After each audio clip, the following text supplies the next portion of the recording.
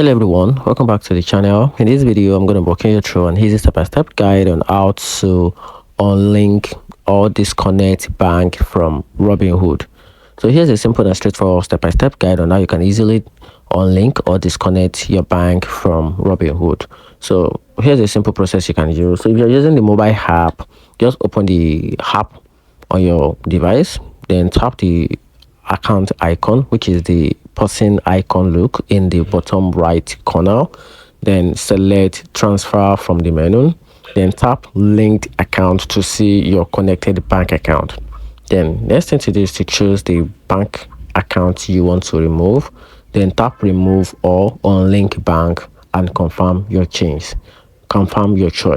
Then if you want to disconnect using the Robinhood website, just log onto your browser, then type in the URL, which is robinhood.com, then log in into your account using your account credentials. Then after that, you have to click the account icon in the top right corner, then select banking or linked account. Then find a bank account you want to disconnect, then click remove or unlink. After that, then you can confirm your changes.